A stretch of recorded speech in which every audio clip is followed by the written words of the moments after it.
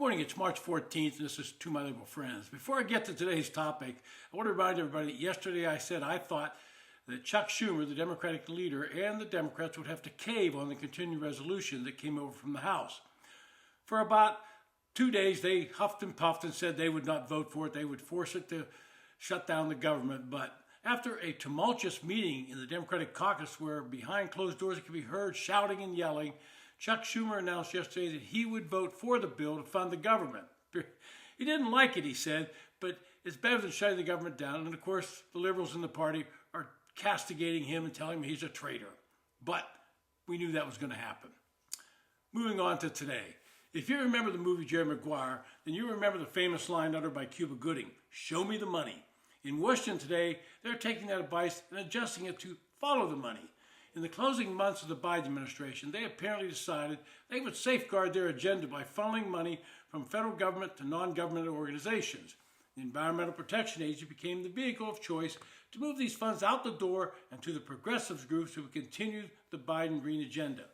When the Biden administration announced $27 billion in environmental grants last April, it set the clock ticking on a predicament.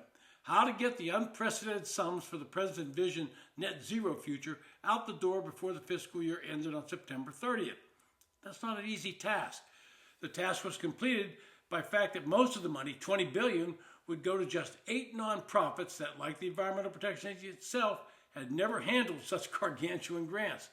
The money was put into the Greenhouse Gas Reduction Fund, a new entity born in 2022's Inflation Reduction Act, which Democrats pushed through the Congress without any Republican support. The grants unveiled April 4th came with its built-in deadline to push the money out as soon as possible. So a political deal was struck between the White House Office of Management Budget and EPA. As a hedge against future administration, meaning Trump, attempts to curb the program, the deal classified the now suspect $20 billion in a novel way, making it hard to track. The fund was broken into 3 parts. The 2 largest, the National Clean Investment Fund and the Clean Communities Investment Accelerator, received huge sums totaling $20 billion.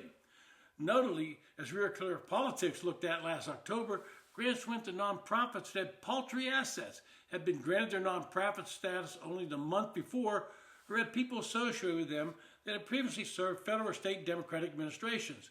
For example, the Coalition for Green Capital, a former Biden administration employee, was awarded $5.1 billion. Some of these NGOs that were getting these funds were newly set up solely to take advantage of the massive slush fund.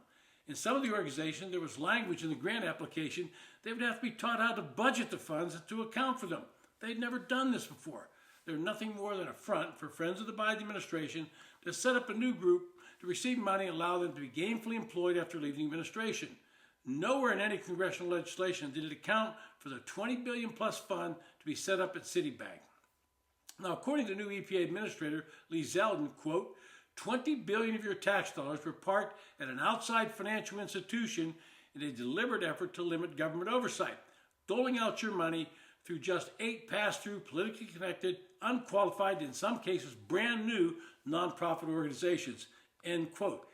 That pretty much sums it up, what was going on. This is where we are today, and these groups are frustrated and trying to get their slush funds returned to them. They're going to court, hoping a friendly judge will force the EPA to allow them to access the taxpayer dollars. Maryland-based Climate United Fund said the EPA and Citibank illegally denied the group access to $7 billion awarded to them last year through the Greenhouse Gas Reduction Fund, more commonly known as the Green Bank. According to the organization, the freeze threatens the group's ability to issue loans and even pay employees. Good. If Congress wants the money to go to them, they can simply appropriate it with the correct language. Of course, Democrats are outraged because they view this backdoor approach as a way of circumventing the Trump administration. I think it's ironic that one of the Democratic senators who loudly objected was Senator Sheldon Whitehouse, Democrat from Rhode Island. But the investigation into these funds turned up an interesting fact. Senator Whitehouse's wife, Dr. Sandra Whitehouse, is employed as president of a consulting firm, Ocean Wonks LLC, and before that, she was a direct employee of Ocean Conservancy. Now, this group's received over $14 million in federal grants, and Senator Whitehouse has been one of the senators that has championed these groups. Ocean Conservancy has spent millions of dollars lobbying Congress to keep that spigot open and flowing. Senator Whitehouse has been right at the forefront of this effort as the current ranking member of the Senate Environment and Public Works Committee. I believe he should have recused himself from any voting on this kind of issue, but with the Senate closely divided, he kept right on voting. Look, I'm all in favor of clawing these funds back and then looking at where they would be best served in the public interest. If some of these groups meet that criteria, then fund them. But having a senator's wife so closely tied to one while he champions them, it doesn't pass the reality test. Let's get these things under control. Let's look at these funds and make sure they're in the public interest. This has been To My Liberal Friends. Thanks for listening.